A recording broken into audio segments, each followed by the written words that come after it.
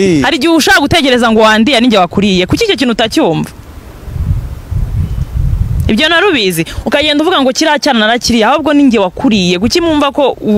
we muhungu ngo kuba wantakaje 200 byaye nkaguha uri kumva ko wandiye kuki ibyo ni muzo ntuzanye kubyibeshya natwe abakobwa nese nawe nshaka kukureba nka kwifuza kandi nkakugeraho kandi nkatuma ngewe nshaka kureba Irene nkakwifuza kandi nkakugeraho kandi nkatuma ubona kare wangezeho akabari nanjye wishyura ukishyura ukagira ute kandi ngiye nkavuga kira gihungu nisasha nkunda ngo ameze kuri nzamwihera nawe rero ukibangura mwana aramuri umwana niye wagutangira kwandikira heyi atangira ako mwagiye mukura man mwe ukina no mwakomana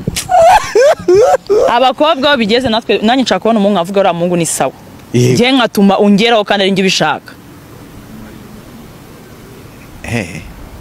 wasanga ari nk'abana wari yizi ngo warabari ari bo bakuriye okay katwe katari wowe ire ibyo nuzabigendereho mu by'abana sha haryo urakuze bazo mfite uranyana mu bibazo by'abana ngewe umubiri no umubiri bazo byose waba ufite ariko hari umuntu wambwiye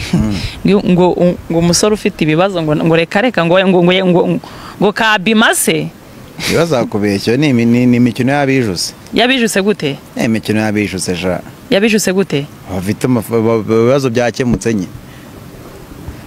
Irene abo ifite ibibazo bya ibintu by'abakobwa yahaha ubura mwana ntiyari yahura shakomana ariko reka nkubwire shamana sinzi impamvu abahungu ye ni imikino yabijuse ariko manzi igitsina gabo kigira umutima woroshye turacyara abantu bazima kuko ngiye kuva navuka sindumva umukobwa ngo yagiye kuri etage arasimbuka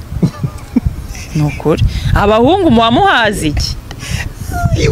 oya kuvugira ku bantu ariko sinzi ikintu wamuhazi nukavuga umuntu yapfuye gutyo oya kumuvugana oya ntago ari ndi kuvugiraho kwa makuza amaze gusimbuka bongo bangaye erege iyi mitima mubabaza mwana irababara neze twe nuko batatubabaza baratubabaje dushiriramo ariko turavuga ngewe njyahe rega niba kubaza nayo jya wishyura ubabaza undi bihuriremo what